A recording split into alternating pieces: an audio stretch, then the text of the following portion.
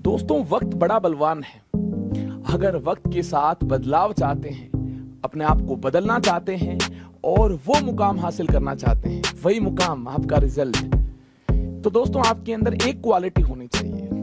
अगर आप वक्त के साथ बदलाव चाहते हैं तो आपके अंदर सबसे पहली क्वालिटी ये होनी चाहिए, गिरकर आपको उठना आना चाहिए। लाइफ में देखिए, अप्स एंड डाउन्स आएंगे, फेल्योर होंगे काफी जगह, लेकिन आपको उठना आना चाहिए।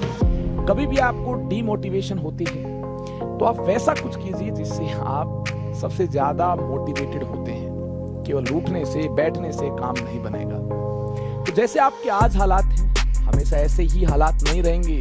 आप बदलाव लाना चाहते हैं तो आप बेहतर हालात बना सकते हैं। और मैं तो हमेशा कहता हूं दोस्तों, इस सीरीज के अंदर जब भी मुलाकात होगी यादगार होगी। मेरी तो इंटेंशन यही रहेगी, हर मुलाकात को यादगार बनाया जाए और एक बड़ी सी स्माइल के साथ आपको पढ़ाया जाए। तो आप भी उम्मीद है बड़ी सी स्माइल के साथ बैठे होंगे, नोटबुक और पेन आपने निकाल लिया होगा और रेडी हो चुके होंगे सॉलिड स्टेट के लेक्चर नंबर 5 के लिए। आई होप आप मुझे जानते होंगे। Who am I? My name is Amit Kumar. काफी सारे single digit, double digit ranks को गाइड करने के बाद बच्चा पार्टी इस बेहतरीन प्लेटफॉर्म पर बारी आपकी है। आप भी जेई जैसे बड़े एग्जाम को फोड़ सकते हैं, इसमें मचा सकते हैं। इसके लिए कंप्लीट कंटेंट आपको चाहिए होगा और कंप्लीट कंटेंट आपको फ्री ऑफ कॉस्ट यूट्यूब पर प्रोवाइड किया जाएगा। अगर आप एक्स्ट्रा बेनिफिट पाना चाहते हैं, आप अफोर्ड कर सकते हैं, तो आपको देखिए एम 2022 ज्वाइन करना चाहिए। ये हमारा बैच होगा, अनअकैडमी ऐप पर लॉन्च होगा, जहां पर कंप्लीट कंटेंट तो डिलीवर होगा ही विद पर्सनल गाइडेंस, जहां पर काफी सारे एक्स्ट्रा बेनिफिट्स भी होंगे। तो एम 2022 को आप ज्वाइन कर सकते हैं। अप्रैल 14 से बैच स्टार्ट होगा। 12th क्लास का कंप्लीट कोर्स इस बैच में कवर होगा, तो आपको चिंता बिल्कुल नहीं करनी है। अगर आप अफोर्ड नहीं कर सकते हैं तो यूट्यूब पर कंप्लीट कोर्स होगा। अगर आप अफोर्ड कर सकते हैं तो एक्स्ट्रा बेनिफिट्स के साथ अनअकैडमी ऐप पर एम 2022 को ज्वाइन कीजिए। कौन कौन से एक्स्ट्रा बेनिफिट्स होंगे? देखिए, आइकॉनिक और प्लस को ज्वाइन करने से दोस्तों ये सब होंगे एक्स्ट्रा बेनिफिट्स। इसकी कंप्लीट डिटेल आपको दी गई है। अगर आपने टेलीग्राम चैनल को ज्वाइन नहीं किया है, जल्दी से टेलीग्राम चैनल को ज्वाइन कर लीजिए, ताकि आज की इस लेक्चर के बाद आपको पीडीएफ नोट्स मिल पाए और टाइम टाइम पर सभी इंपॉर्टेंट इंफॉर्मेशन हमारी तरफ से आपको मिल पाए। लिंक आपको दिया है, इस लिंक पर क्लिक करने से या इस लिंक की मदद से आप टेलीग्राम चैनल पर लैंड कर जाएंगे, जहां आपको पूरी इंफॉर्मेशन हमारी तरफ से मिलती रहेगी। याद है आपको लेक्चर नंबर 4 में हमने कहां तक कवर किया था? उम्मीद है आपने लेक्चर नंबर 4 को अटेंड किया होगा। बारीकी से पैकिंग एफिशिएंसी और पैकिंग फ्रैक्शन में अंडरस्टैंडिंग बनाई होगी, जैसा कि आप देख चुके हैं, जैसा कि आप यहां देख चुके हैं। देखिए, आज के इस बेहतरीन सेशन में हमें पैकिंग एफिशिएंसी की बात करनी है। अब आप सोच रहे होंगे पैकिंग एफिशिएंसी तो हमने लास्ट लेक्चर में अंडरस्टैंड की थी। दोस्तों, आपने लास्ट लेक्चर में 3 डायमेंशनल यूनिट सेल के केस में पैकिंग एफिशिएंसी की बात की थी। आज बारी है 2 डायमेंशनल यूनिट सेल के केस में पैकिंग एफिशिएंसी क्या होगी, इसको जानने की।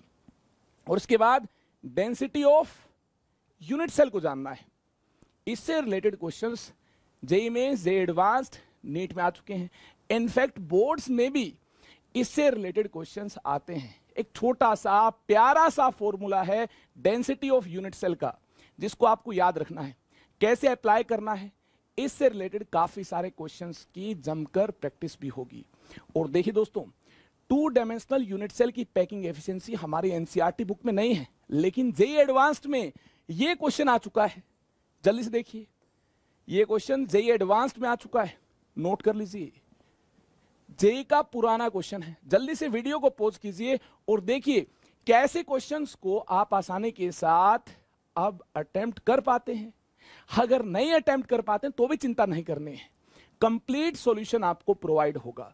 अभी तक हमने दोस्तों 3 डायमेंशनल यूनिट सेल की बात की है और 3 डायमेंशनल यूनिट सेल के केस में पैकिंग एफिशिएंसी और पैकिंग फ्रैक्शन कैलकुलेट करना हम जान चुके हैं।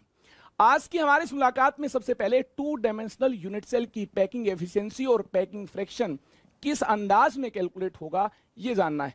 देखिए दोस्तों, जैसा कि आप जानते हैं 3 डायमेंशन के केस में वॉल्यूम को यूज करते हुए पैकिंग फ्रैक्शन और पैकिंग एफिशिएंसी की बात करनी है। यहां पर अगर बारी है 2 डायमेंशनल यूनिट सेल की, तो वॉल्यूम की बात नहीं होगी, एरिया की बात होगी। देखिए, एरिया कवर्ड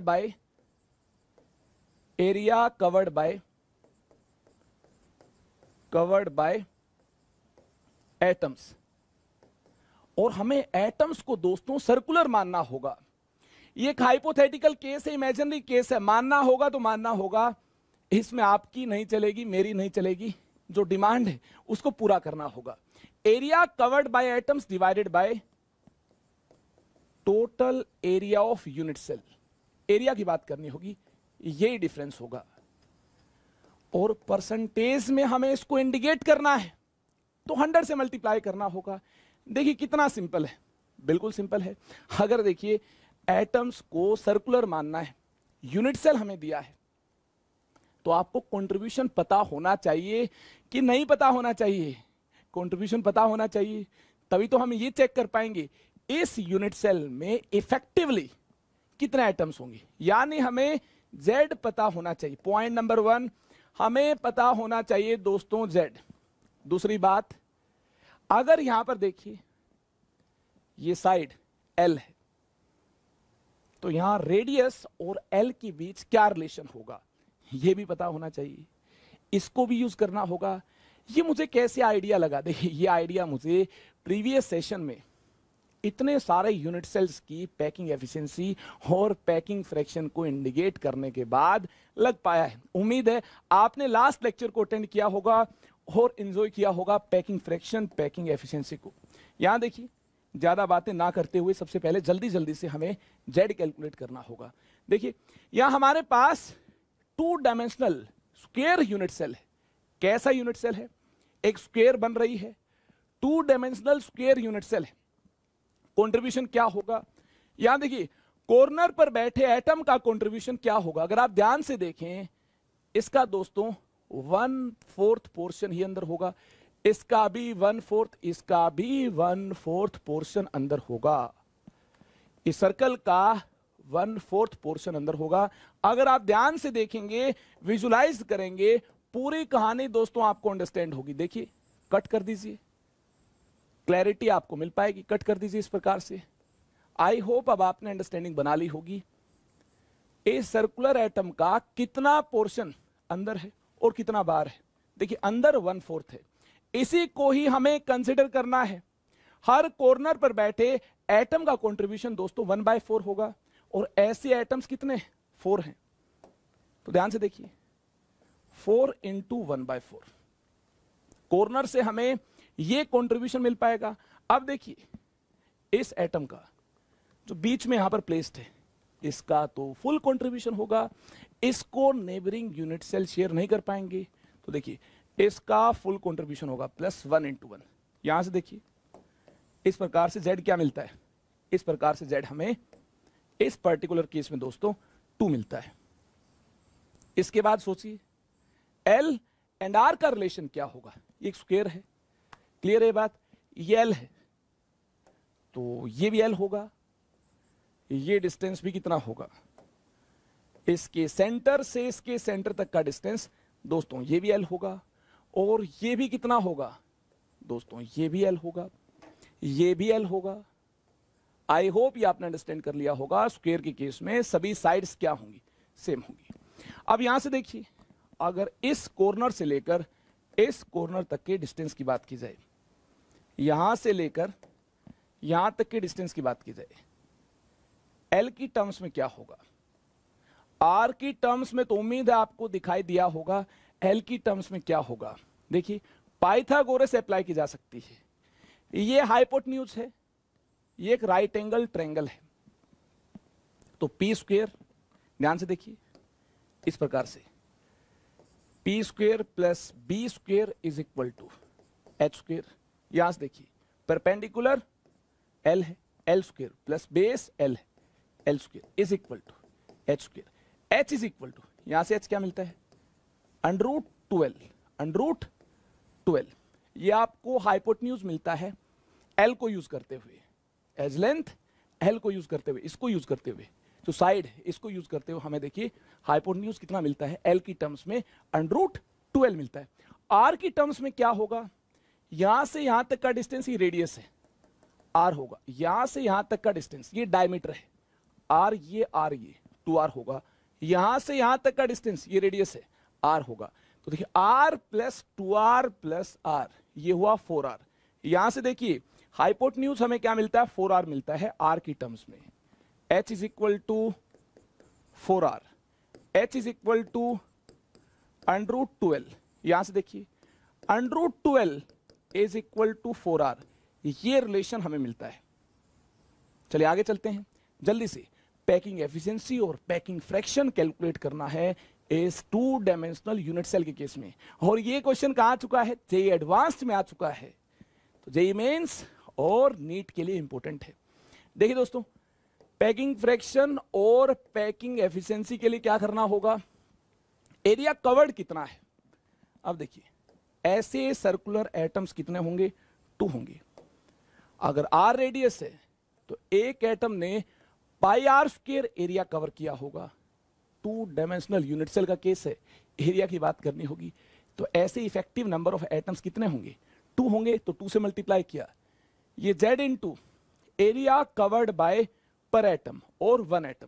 तो ध्यान से देखिए इस प्रकार से एरिया कवर्ड बाय 1 एटम, इस प्रकार से πr² है, और नंबर ऑफ एटम्स कितने होंगे, 2 होंगे। ये इस प्रकार से इफेक्टिव नंबर ऑफ एटम्स हम चेक कर चुके हैं, z से 2 होंगे, divided by total area of unit cell. Square का एरिया क्या होगा, ये होगा a⁻², और l⁻² इंटू 100। जो भी साइड होगी उसकी पावर क्या करनी होगी, 2 करनी होगी, उसकी जो लेंथ है उसकी पावर क्या करनी होगी, 2 करनी होगी, यानी l की पावर 2 होगी। अब देखिए l को r की टर्म्स में एक्सप्रेस करने से r⁻² से r⁻² कैंसिल हो जाएगी। तो इस प्रकार से देखिए हमें क्या करना होगा, l को r की टर्म्स में कैसे एक्सप्रेस करना होगा, l is equal to 4r/√2। तो चलिए l is equal to 4r/√2 यहां पुट किया जाए, तो पैकिंग फ्रैक्शन और packing efficiency is equal to 2 into πr² divided by l², 4r/√2। इसकी पावर 2 है, इसकी पावर क्या है, 2 है, तो r² से r² कैंसिल हुआ, इंटू 100 किया। ध्यान से देखिए √2⁻², ये 2 हुआ, 2 इंटू पाई को पुट किया 3.14, यहां देखिए 16/2, 16/2 ये 8 मिलता है, इंटू 100, 2 4 जा 8, 4 2 जा 8, 4 2 जा 8, 4 5 जा 20, यहां से 25 मिलता है। इसको अगर इसके साथ मल्टीप्लाई किया जाए, 3.14 के साथ मल्टीप्लाई किया जाए 25 को, तो दोस्तों यहां से देखिए हमें पैकिंग फ्रैक्शन और पैकिंग एफिशिएंसी क्या मिलती है, याद कर लेना है, एग्जाम में क्वेश्चन आएगा, डायरेक्टली हमें टिक करना है। 2 डायमेंशनल स्क्वायर यूनिट सेल के केस में, 2 डायमेंशनल स्क्वायर यूनिट सेल के केस में दोस्तों पैकिंग एफिशिएंसी 78.5% है। क्या आपको याद है, सिंपल क्यूबिक के केस में 52.4% पैकिंग फ्रैक्शन और पैकिंग एफिशिएंसी थी, नहीं याद है तो याद कर लीजिए। बॉडी सेंटर्ड के केस में 68% और फेस सेंटर्ड के केस में 74%। और अब हमने चेक किया 2 डायमेंशनल स्क्वायर यूनिट सेल के केस में 78.5%। आगे चलें क्या, तो दोस्तों इस प्रकार से बेहतरीन अंदाज में जेईई एडवांस्ड के इस क्वेश्चन को हमने अटेम्प्ट कर लिया है। अब बारी है सिमिलर टाइप के एक और क्वेश्चन को अटेम्प्ट करने की। हो सकता है एग्जाम में इस प्रकार से यूनिट सेल गिवन हो, the packing efficiency of 2 dimensional square unit cell, जो कि यहां पर इंडिकेटेड है, क्या होगी सोचिए। ये देखिए अरेंजमेंट आपके सामने, ये अरेंजमेंट स्क्वायर यूनिट सेल को इंडिकेट करती है। और ये क्या है, ये लैटिस है। कैसे लैटिस है, देखिए यहां से हम इस प्रकार से ये unit cell repeating pattern visualise कर पाएंगे। देखिए अगर एटम्स को, अगर इन सर्कल्स को देखिए स्क्वायर के कॉर्नर पर प्लेस किया जाए तो इस प्रकार से हमें स्क्वायर यूनिट सेल मिल जाएगा और 2 डायमेंशनल स्क्वायर पैकिंग मिल जाएगी। यूनिट सेल ऐसे भी कंसीडर किया जा सकता है। और दोस्तों ये यूनिट सेल आपके सामने है जो कि हम प्रीवियस क्वेश्चन के अंदर देख चुके हैं। ऐसे भी कंसिडर किया जा सकता है, ज्यादा सिमेट्रिक होना चाहिए, ज्यादा सिमेट्रिक होना चाहिए और रिपीटिंग पैटर्न होना चाहिए। तो ज्यादा सिमेट्रिक है, रिपीटिंग पैटर्न भी है। एग्जाम में ऐसा यूनिट सेल दिया हो या ऐसा यूनिट सेल दिया हो, ये देखिए इसी पैकिंग के कोरस्पॉन्डिंग होगा। ऐसा यूनिट सेल देखिए इस प्रकार से आपको यहां से मिलता है, और ऐसा यूनिट सेल इन एटम्स के अरेंजमेंट को इस प्रकार से कंसिडर करने से आपको मिलता है। देखिए इस यूनिट सेल को प्रीवियस क्वेश्चन में देख चुके हैं, जो इस टाइप की अरेंजमेंट को कंसिडर करने से बन पाएगा, इसको देखिए हम प्रीवियस क्वेश्चन में देख चुके हैं। और ऐसा यूनिट सेल, देखिए ऐसा यूनिट सेल हमें इस क्वेश्चन के अंदर विजुलाइज करना है। अब पैकिंग सेम है, सेम पैकिंग के कोरस्पॉन्डिंग ऐसी अरेंजमेंट भी मिलती है और ऐसी अरेंजमेंट भी मिलती है। जैसा कि आप जानते होंगे, पैकिंग फ्रैक्शन और packing efficiency of unit cell is same as packing fraction और packing efficiency of crystal lattice. अगर आप यूनिट सेल की पैकिंग एफिशिएंसी जानते हैं तो इस पूरे क्रिस्टल लैटिस की पैकिंग एफिशिएंसी वही होगी, 78.5% होगी। तो इसकी भी तो 78.5 होगी, वाइस वर्सा भी तो ट्रू होगा। जी हाँ, जो पैकिंग एफिशिएंसी यूनिट सेल की होगी ऐसी यूनिट सेल की होगी वही क्रिस्टल लैटिस की होगी। और देखिए जो क्रिस्टल लैटिस की होगी वही ऐसे यूनिट सेल की भी होगी, क्योंकि इसी क्रिस्टल लैटिस के कोरस्पॉन्डिंग आपने ऐसा यूनिट सेल कंसिडर किया है। तो इस क्वेश्चन को सोल्व करने से पहले ही मैं जानता हूं इसकी पैकिंग एफिशिएंसी 78.5% ही मिलेगी। फिर भी आपकी तसल्ली के लिए, आपके दिल को रखने के लिए कि नहीं इतनी ही पैकिंग एफिशिएंसी आने हैं, तो आपको दिखाने के लिए देखिए मैं यहां पर पैकिंग एफिशिएंसी कैलकुलेट करना चाहूंगा। किस प्रकार से पैकिंग एफिशिएंसी और पैकिंग फ्रैक्शन कैलकुलेट किया जाएगा। Again z into pi R square divided by total area. Total area कितना होगा, इसको a मान लिया जाए। ये देखिए इस प्रकार से ये साइड a है, अगर ये a है तो टोटल एरिया कितना होगा, हे रेज़ टू पावर 2 होगा। परसेंटेज में बात करनी है, इनटू 100। ये मैंने क्या किया, area covered by atoms divided by total area into मैंने 100 किया। तो इस प्रकार से पैकिंग एफिशिएंसी और पैकिंग फ्रैक्शन हमें मिल पाएगा। अब बारी है क्या चेक करने की, z कितना होगा ये चेक करने की, और a एंड r का क्या रिलेशन होगा। ये दो बातें हमें हर बार चेक करनी होंगी। ये हमने दोस्तों 3 डायमेंशनल यूनिट सेल के केस में भी चेक किया था, वहीं से ही मुझे आइडिया मिल पाया। प्रीवियस क्वेश्चन में मैंने इस आइडिया को यूज किया, एक बार फिर से इसी आइडिया को यूज करना है कि z क्या होगा इस केस में, z क्या होगा ये हमें पहले ही चेक करना होगा, क्योंकि पैकिंग फ्रैक्शन पैकिंग एफिशिएंसी के लिए इसको यूज करना है। ये देखिए 1/4 पोर्शन ही कंट्रीब्यूट होगा पर एटम से, एक एटम से 1/4 पोर्शन ही कंट्रीब्यूट होगा, और ऐसे एटम्स 4 हैं, 4 इंटू 1/4। तो दोस्तों z यहां से 1 मिलता है। a एंड r का रिलेशन क्या होगा, ये देखिए a है, a स्क्वायर की ये साइड a है, क्या है ये साइड a है। अब देखिए a is equal to 2r, कैसे, r ये r ये, तो a एंड r का रिलेशन हमारे सामने, a is equal to 2r। I hope ऐसा रिलेशन आपने भी देखते ही एस्टेब्लिश कर लिया होगा। a एंड r दोनों हमारे पास है, जल्दी से z को पुट कीजिए, जल्दी से z को पुट कीजिए। z यहां पर 1 है, z को यहां 1 पुट किया, pi 3.14 r raise to power 2। a and r का रिलेशन हमारे पास है, क्या है, a is equal to 2r raise to power 2। देखिए हमारे पास दोनों चीजें हैं, z भी है, a एंड r का रिलेशन भी है। तो z हमने यहां पुट किया, a एंड r का रिलेशन यहां यूज किया, r रेज़ टू पावर 2 से r raise to power 2 cancel हुई।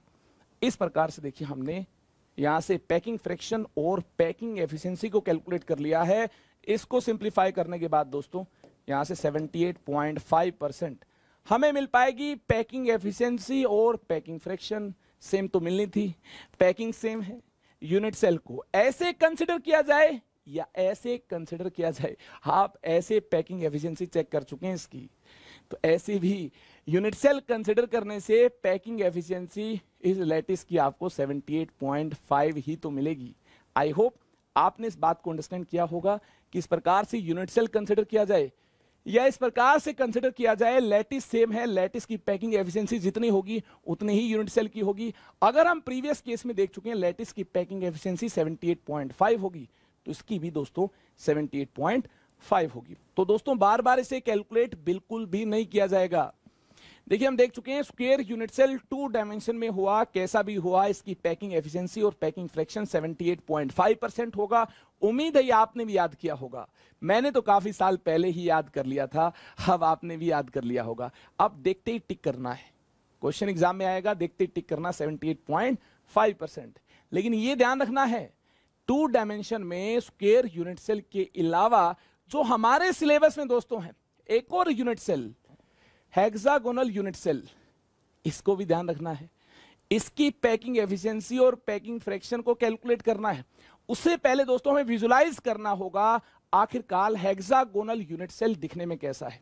देखिए बात होगी 2 डायमेंशनल की, 3 डायमेंशनल यूनिट सेल के बारे में, हेक्सागोनल यूनिट सेल के बारे में नेक्स्ट सेशन में डिटेल में जानेंगे। आज हमें 2 डायमेंशनल की पूरी बातें अंडरस्टैंड करनी है। तो देखिए 2 डायमेंशनल स्क्वायर यूनिट सेल के केस में जो एटम्स हैं ये लाई करते हैं, इनके जो सेंटर हैं ये लाई करते हैं स्क्वायर के कॉर्नर पर।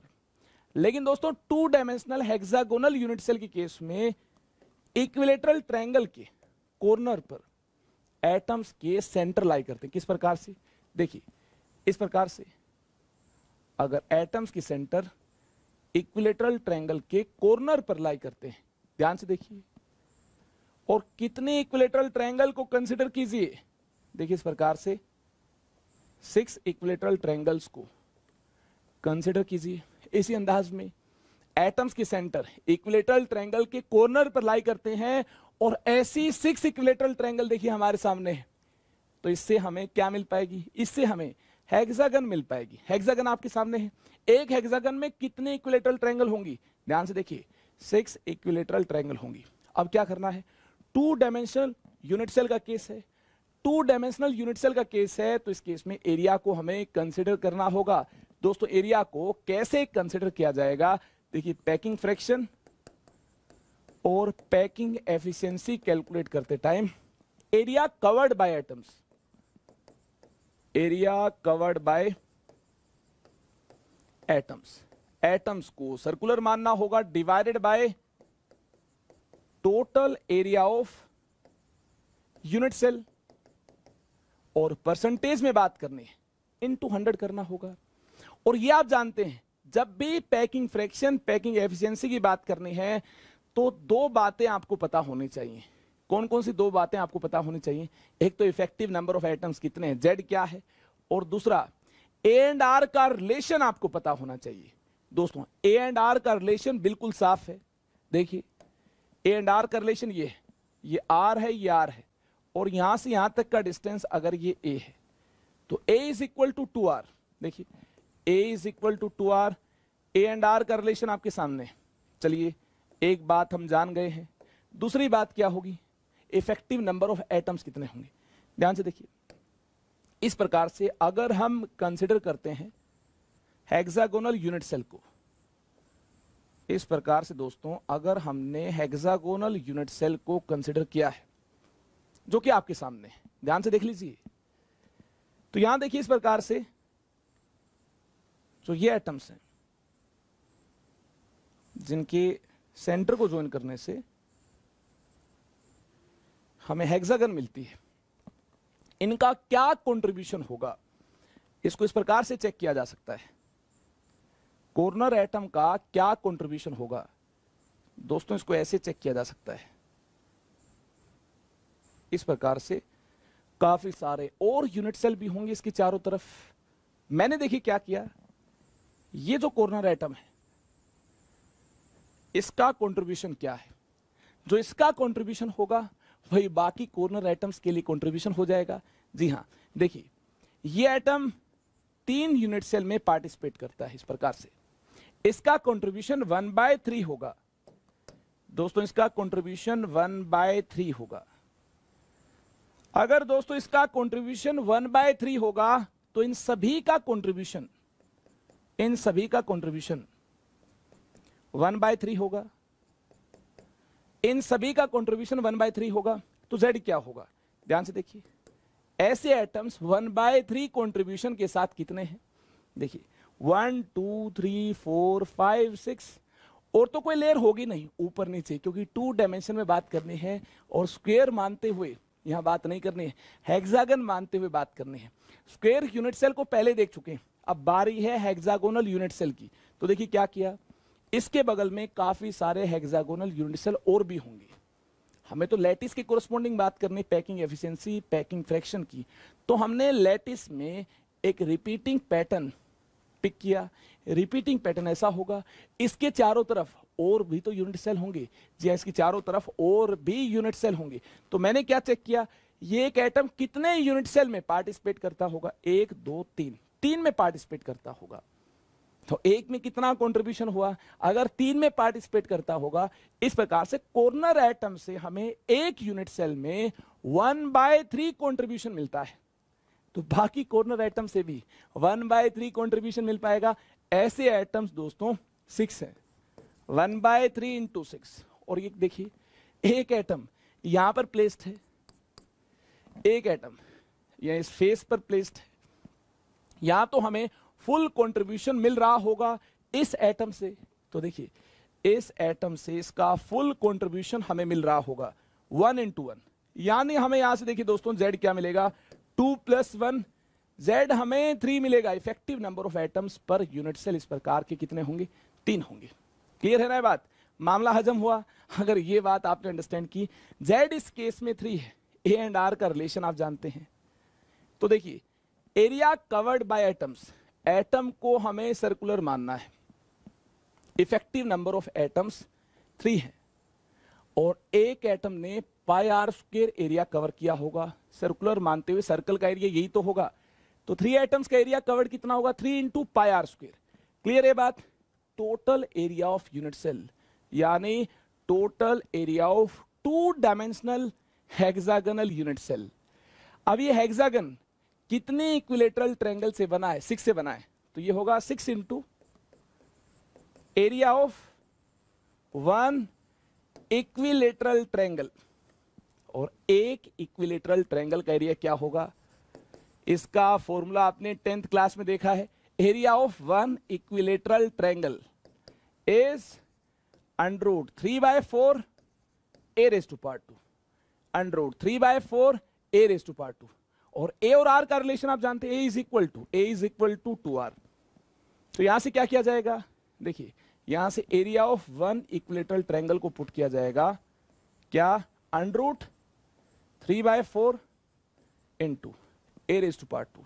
ये देखिए, ये इक्विलेटरल ट्रायंगल की साइड A है, तो ये भी A होगी, ये भी A होगी। इसका एरिया कितना होगा? 10th क्लास में आप देख चुके हैं, ये होगा दोस्तों √3/4 a⁴2। A = 2R। चलिए पाई को पुट किया जाए, A और R के रिलेशन को यूज किया जाए, तो यहां से पैकिंग फ्रैक्शन और पैकिंग एफिशिएंसी का न्यूमेरिकल आंसर क्या होगा? हमें तो देखिए फाइनल आंसर तक पहुंचना है। पैकिंग फ्रैक्शन और packing efficiency is equal to 3 × πr²। Pi को पुट किया मैंने 3.14 × r⁴2 divided by 6 × area of 1 equilateral triangle, ये है √3/4 × a²। A = 2R है, देखिए A = 2R है, यह A² होगा तो 2r⁴2 होगा। इंटू 100 किया जाएगा, जी हाँ इंटू 100 किया जाएगा, परसेंटेज में बात करनी है, इंटू 100 किया जाएगा, परसेंटेज में बात करनी है। इस प्रकार से हमने ये सब कुछ पुट किया। √3 कितना होगा? 1.732, इसको 1.732 पुट किया जा सकता है। देखिए r⁴2 से r⁴2 कैंसिल हुआ, 3 × 2 = 6। फर्दर इसको आप सिंप्लीफाई कर लेंगे। सिंप्लीफाई करने के बाद मुझे तो याद है, आपको भी सोल्व करने के बाद याद ही करना होगा। इसका फाइनल आंसर दोस्तों 90.6% मिलेगा। कितना मिलेगा? 90.6%। तो इस प्रकार से हमने पैकिंग फ्रैक्शन और पैकिंग एफिशिएंसी की पूरी कहानी को अंडरस्टैंड कर लिया। चलिए रिवाइज करते हैं, मेरे साथ साथ दोस्तों रिवाइज करना है। पैकिंग फ्रैक्शन और पैकिंग एफिशिएंसी में हमने दोस्तों सबसे पहले बात की 3 डायमेंशनल यूनिट सेल्स की, फिर हमने बात की 2 डायमेंशनल यूनिट सेल्स की। देखिए 2 डायमेंशन में आज हमने बात की स्क्वायर यूनिट सेल की, स्क्वायर यूनिट सेल की, और बात की हेक्सागोनल यूनिट सेल की। देखिए इसकी पैकिंग एफिशिएंसी आज हमें मिल पाई इतनी ही होगी, कल भी कैलकुलेट करेंगे इतनी मिलेगी। जी हाँ, इतनी ही होती है।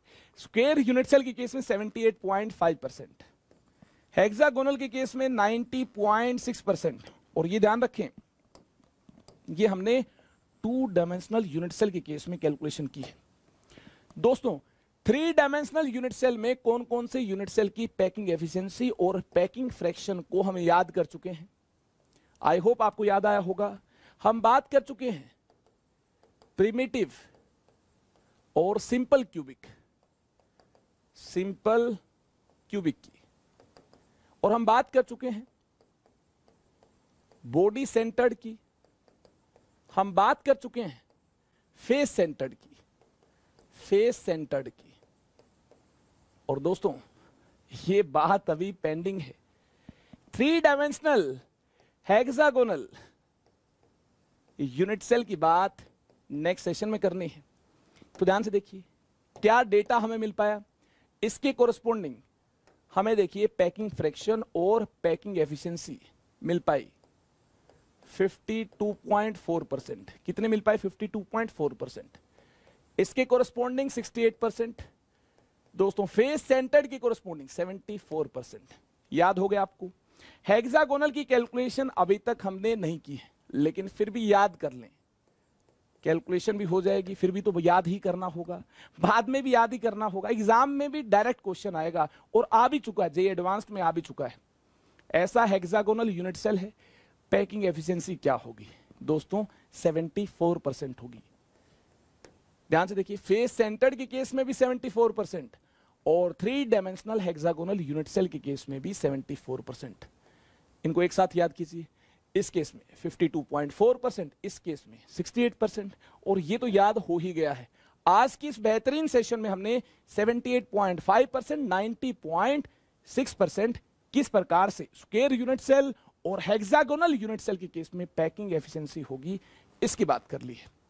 अब बारी है एक बेहतरीन टॉपिक की। टॉपिक बिल्कुल छोटा सा है, लेकिन काफी बार JEE advanced, NEET, JEE mains, in fact boards में भी क्वेश्चन इस टॉपिक से आए हैं।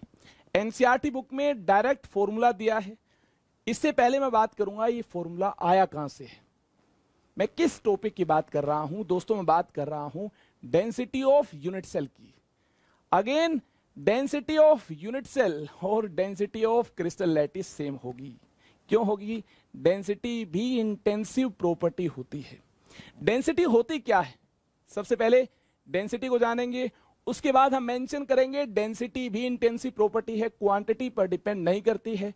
जितनी डेंसिटी यूनिट सेल की होगी उतनी ही डेंसिटी दोस्तों क्रिस्टल लैटिस की होगी। ध्यान से अंडरस्टैंड कीजिए, density of a unit cell is given as ratio of mass and volume of unit cell. Unit cell की डेंसिटी क्या होगी?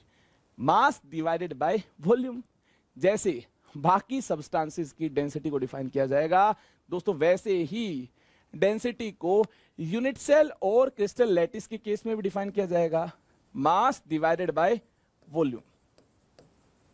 मास ग्राम में पुट करना होगा, वॉल्यूम ml और सेंटीमीटर क्यूब में पुट करनी होगी। ये जान लीजिए, ध्यान रखिए, 1 centimetre cube is equal to 1 ml होता है।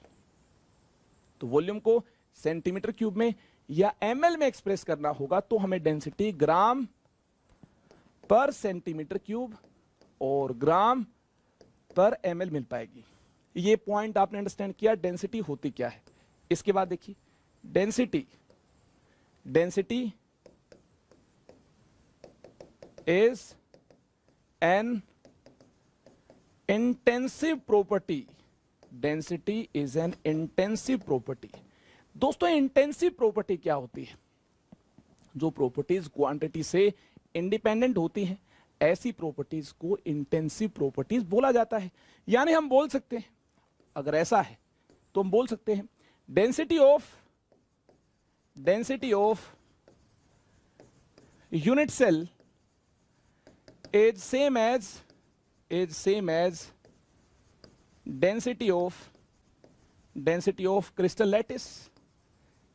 Lattice and vice versa. जितनी डेंसिटी लैटिस की होगी उतनी ही डेंसिटी दोस्तों यूनिट सेल की होगी। आई होप ये आपने अंडरस्टैंड किया होगा। और unit cell smallest repeating pattern है, इसकी डेंसिटी निकालना आसान है, तो हम यूनिट सेल की डेंसिटी निकाल लेंगे।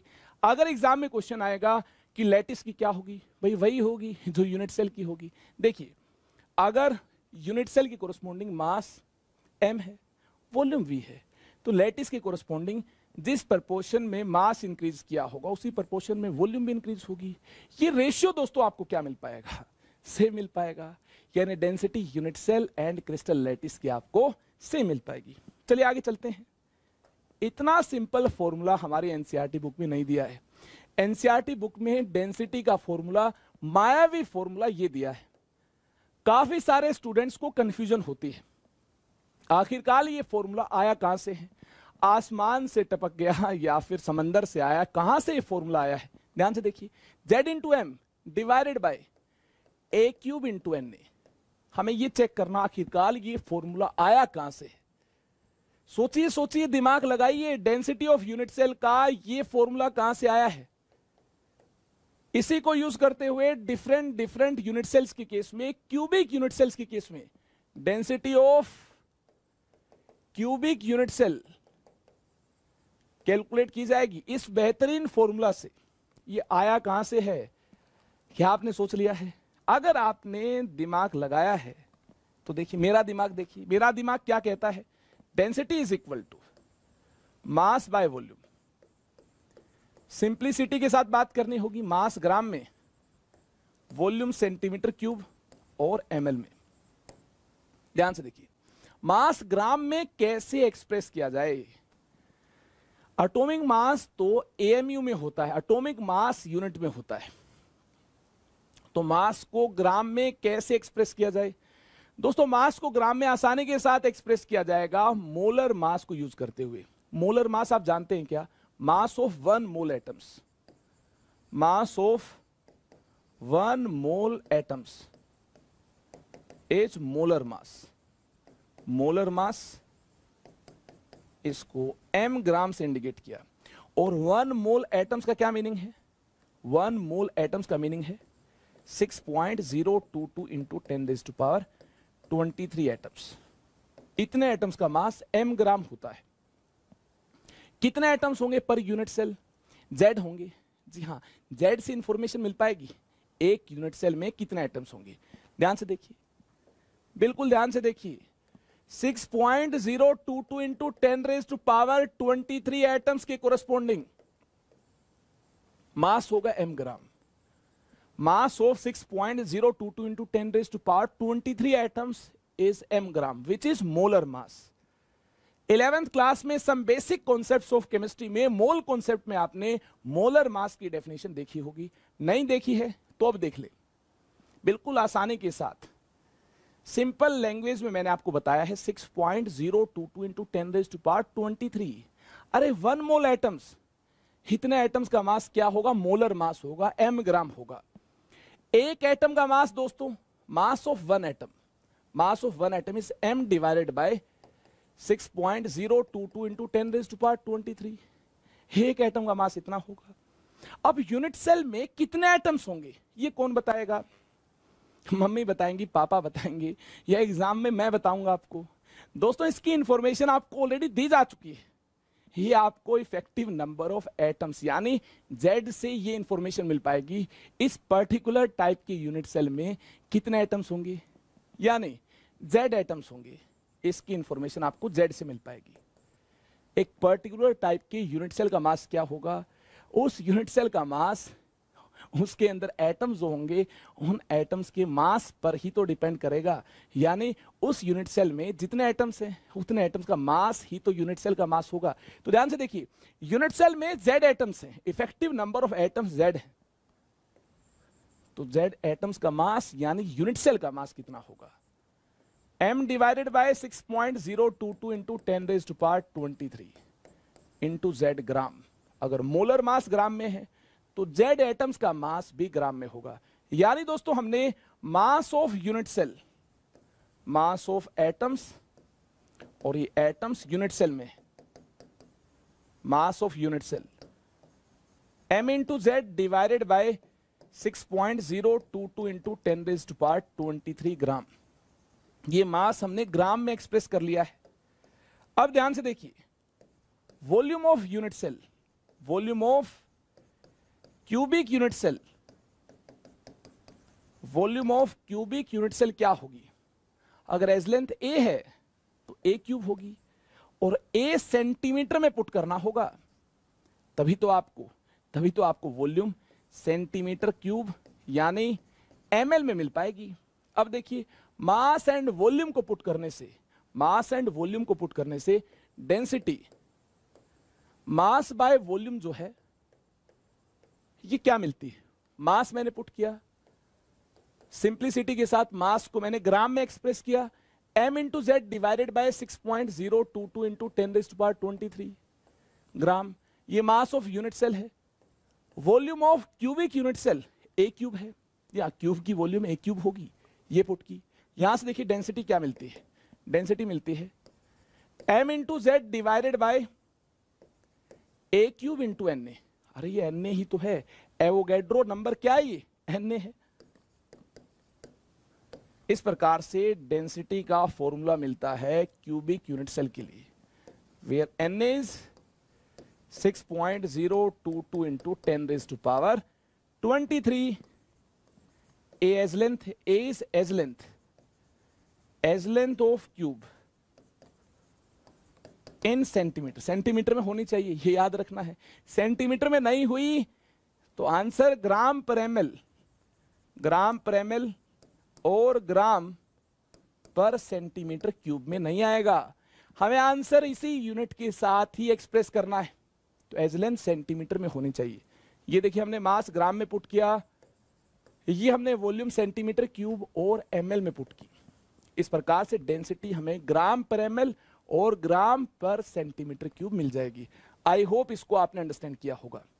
अगर ये पॉइंट आपने अंडरस्टैंड किया, एवोगैड्रो नंबर कितना है ये आप जानते हैं, z क्या होगा, देखिए Z1 हो सकता है, Z2 हो सकता है, Z4 हो सकता है। याद कर लीजिए, Z1 कब होगा? सिंपल क्यूबिक के केस में, सिंपल क्यूबिक के केस में। Z2 कब होगा?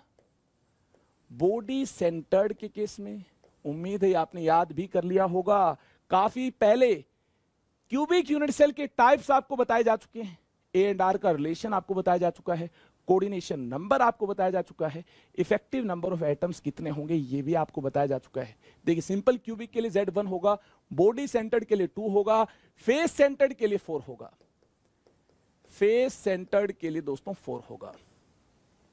अगर Z1 2 4 कैसे होगा ये आपने अंडरस्टैंड नहीं किया, कोई भी कंफ्यूजन है तो सबसे पहले ये सोचिए कि आपने पिछले सारे लेक्चर्स अटेंड किए हैं।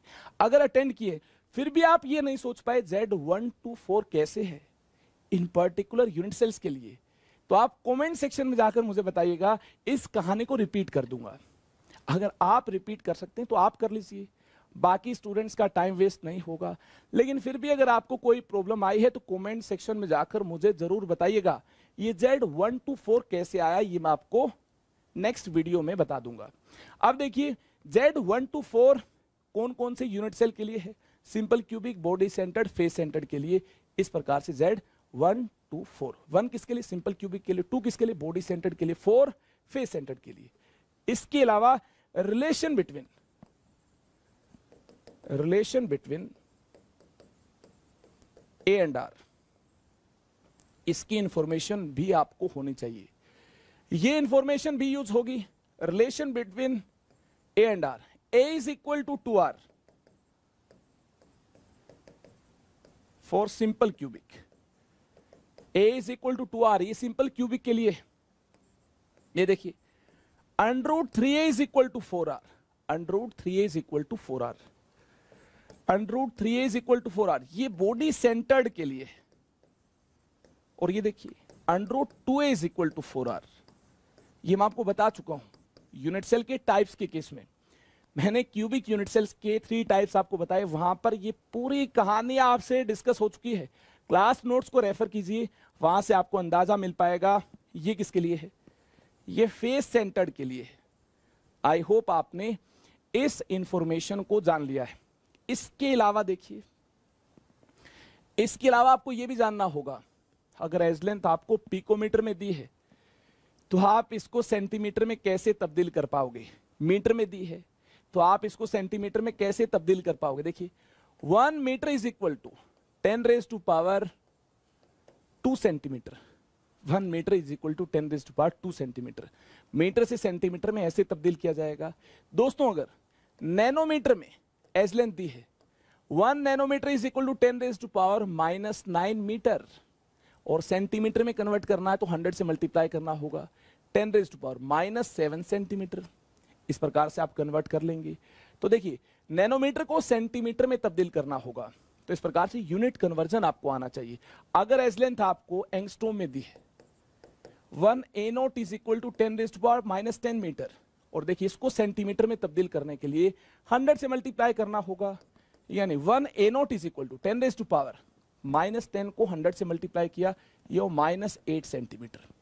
और दोस्तों बिल्कुल ध्यान से देखिए, 1 picometre is equal to 10⁻12 metre.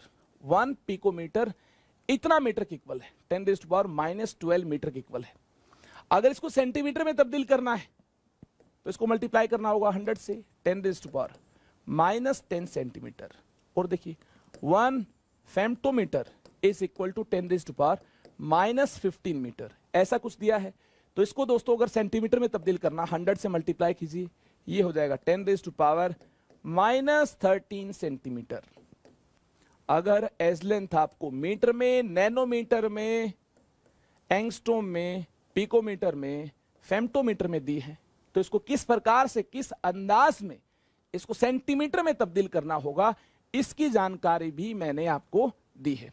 अगर यूनिट सेल क्यूबिक के अलावा कोई और हुआ तो क्या किया जाएगा। देखिए दोस्तों, ये फॉर्मूला क्यूबिक यूनिट सेल के लिए वैलिड होगा। अब मेरा सवाल आपसे ये, अगर unit cell cubic unit cell के अलावा कोई और यूनिट सेल हुआ फिर क्या किया जाएगा। अगर unit cell cubic unit cell नहीं हुआ, कोई और यूनिट सेल हुआ, फिर क्या करेंगे। डेंसिटी ऑफ, ध्यान से देखिए, density of other type of unit cell other than cubic, other type of unit cell। दोस्तों वैसे केस में यूनिट सेल की जो वॉल्यूम होगी ये ए क्यूब नहीं होगी। जी हाँ, उस यूनिट सेल की वॉल्यूम कैलकुलेट करने का अलग तरीका होगा। जैसे हेक्सागोनल यूनिट सेल हुआ तो area of base into height से आप हेक्सागोनल यूनिट सेल की वॉल्यूम को इंडिकेट कर पाएंगे। वैसे केस में density is equal to mass by volume, इस प्रकार से डेंसिटी को इंडिकेट करना होगा। और मास को किस प्रकार से इंडिकेट किया जाएगा, ध्यान से देखिए, Z into M, Z into M, ये आप देख चुके हैं, Z into M by Na। देखिए इस प्रकार से mass of atoms, effective number of atoms Z है, तो कितना मास होगा, यूनिट सेल का मास कितना होगा, Z into M divided by Na, mass तो यही होगा, Z into M divided by Na, mass तो यही होगा। वॉल्यूम देखिए, यूनिट सेल का टाइप अलग हुआ तो अलग अंदाज में पुट करनी होगी, तो वॉल्यूम क्या होगी। देखिए हेक्सागोनल यूनिट सेल हुआ, अगर हेक्सागोनल हुआ तो volume of 3 dimensional hexagonal unit cell, ये दोस्तों इस प्रकार से पुट की जाएगी, area of base into height. Base का एरिया कितना है, हाइट कितने है, या फिर किस प्रकार से इनको कैलकुलेट किया जाएगा, इसका पूरा आइडिया आपको हेक्सागोनल यूनिट सेल की डिटेल में दिया जाएगा। हेक्सागोनल यूनिट सेल के बारे में हर बात आपको बताई जाएगी, बस आपको इंतजार करना होगा नेक्स्ट लेक्चर का। तब तक के लिए आप अपने क्लास नोट्स को रिवाइज कीजिए। और डेंसिटी का ये फॉर्मूला हमारे सिलेबस में, न्यूमेरिकल्स इससे रिलेटेड आएंगे। किस प्रकार के न्यूमेरिकल्स आएंगे, काफी सारे स्टूडेंट्स की ये डिमांड रहती है, सर डीपीपीस दीजिए, जो क्लास में आपने पढ़ाया है उससे रिलेटेड डेली प्रैक्टिस क्वेश्चंस आप दीजिए, डेली प्रैक्टिस पेपर दीजिए। तो देखिए आपके सामने हाजिर हो चुका है डीपीपी, जिसमें डेंसिटी से रिलेटेड क्वेश्चंस हैं। नोट कर लें, 1 बाय 1 सभी क्वेश्चंस आपको नोट करने होंगे, पूरे एफर्ट्स आपको डालने होंगे। अगर आपको कंप्लीट वीडियो सॉल्यूशन की रिक्वायरमेंट है, कमेंट सेक्शन में जाकर आप मुझे बताइए कि सर हमें कंप्लीट वीडियो सॉल्यूशन की रिक्वायरमेंट है। ये काफी अच्छा क्वेश्चन है, स्टार मार्क कर लीजिए, very important for J advance. और ये तो देखिए कौन सा क्वेश्चन, ये क्वेश्चन तो जे एडवांस्ड में आ चुका है, इसको जरूर अटेम्प्ट करना है। देखते हैं कितने स्टूडेंट्स फाइनल आंसर तक पहुंच पाएंगे। बेसिक नॉलेज यूज करनी है और इसके साथ साथ डेंसिटी का ये वाला फॉर्मूला यूज करना है, ये वाला फॉर्मूला यूज करना है। इसको आप दिमाग में कैद कर लीजिए, बार बार इसी फॉर्मूला को इन क्वेश्चंस में हमें अप्लाई करना होगा।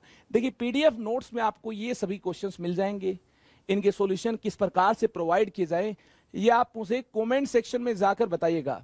1 बाय 1 सभी क्वेश्चंस को डिस्कस किया जाए या फिर केवल आपको सॉल्यूशन ही प्रोवाइड किए जाए। जैसा भी होगा आप मुझे इंफॉर्मेशन कमेंट सेक्शन में जाकर देंगे और आपको नेक्स्ट क्लास से पहले इनके सॉल्यूशन प्रोवाइड हो जाएंगे। देखिए अगर आपने टेलीग्राम चैनल को ज्वाइन नहीं किया है तो पीडीएफ नोट्स आपको तभी मिल पाएंगे, ये क्वेश्चंस आपको डीपीपी की फॉर्म में तभी मिल पाएंगे जब आप टेलीग्राम चैनल को ज्वाइन कर लेंगे। तो जल्दी से टेलीग्राम चैनल को ज्वाइन कर ले। और देखिए आइकॉनिक और प्लस के क्या क्या एक्स्ट्रा बेनिफिट्स हैं, इसकी कंप्लीट इंफॉर्मेशन आपके सामने है, नोट कर लें। ये फीचर मुझे अनअकैडमी ऐप का एक बेहतरीन फीचर लगता है। आस्क ए डाउट इंस्टेंट, आप इन स्टेप्स को फॉलो करते हुए अपने डाउट्स का रिप्लाई पा सकते हैं। यूसेट के बारे में आपने सुना होगा, अनअकैडमी स्कॉलरशिप असेसमेंट टेस्ट, जिससे आपको रैंकिंग मिल पाएगी, जिससे आप अपनी परफॉर्मेंस को मॉनिटर कर पाएंगे और ढेर सारी स्कॉलरशिप भी आपको मिल पाएगी अगर आप अच्छा परफॉर्म करते हैं। तो अगर आप अपनी परफॉर्मेंस को मॉनिटर करना चाहते हैं ऑल इंडिया रैंकिंग से, तो एवरी संडे यूसेट कंडक्ट होता है, तो इसमें अपीयर होना जरूरी है। अपकमिंग बैचेस कौन कौन से हैं, देखिए इसकी कंप्लीट इंफॉर्मेशन आपको दी गई है। हमारे बैच की डिटेल भी आपके सामने है। एम 2022 जो कि लॉन्च होगा 14 अप्रैल से, और इस बैच में 12th क्लास का कंप्लीट कंटेंट डिलीवर होगा एक्स्ट्रा बेनिफिट्स के साथ। अनअकैडमी ऐप पर यह बैच लॉन्च होगा। आई होप आपने इस इंफॉर्मेशन को नोट कर लिया है। अगर आप अफोर्ड कर सकते हैं तो इस बैच को जरूर ज्वाइन कीजिए, ताकि आपको ज्यादा से ज्यादा नॉलेज मिल पाए और आपका जितना ज्यादा बेनिफिट हो सकता है उतना बेनिफिट हो पाए। और जो स्टूडेंट्स अफोर्ड नहीं कर सकते उनको चिंता बिल्कुल नहीं करनी है। आप भी अगर पूरी मेहनत करेंगे, देखिए कंटेंट तो पूरा डिलीवर यूट्यूब पर भी होगा, तो आपको चिंता बिल्कुल नहीं करनी, हम आपके साथ बने रहेंगे। आप भी पूरी हिम्मत के साथ, पूरे जोश के साथ हमारे साथ बने रहें। और भी मेरी काफी सारी क्लासेस होती हैं अनअकैडमी ऐप पर। मेरी सभी स्पेशल फ्री क्लासेस की इंफॉर्मेशन पाने के लिए आपको मुझे फॉलो करना होगा अनअकैडमी ऐप पर। डिस्क्रिप्शन में लिंक दिया गया है, क्लिक कीजिए और लैंड कीजिए अनअकैडमी ऐप पर, वहां मुझे फॉलो कीजिए ताकि मेरी सभी क्लासेस की नोटिफिकेशन आपको टाइम पर मिल जाए, आपकी कोई भी क्लास मिस ना हो। दोस्तों आज भी क्लास होगी, लाइव क्लास होगी, एटॉमिक स्ट्रक्चर की क्लास होगी, जिसमें हम प्रॉब्लम्स के थ्रू एटॉमिक स्ट्रक्चर को रिवाइज करेंगे। अनअकैडमी ऐप पर होगी और 7 o'clock होगी। देखते हैं कितने स्टूडेंट्स पहुंच पाएंगे और एटॉमिक स्ट्रक्चर को मजबूत बना पाएंगे। आज की हमारी इस मुलाकात में इतना ही। ऐसी हमारी मुलाकातें होती रहेंगी और ये याद रखिए दोस्तों, जब भी मुलाकात होगी यादगार होगी। Bye bye, take care, stay connected with me. Thank you very much.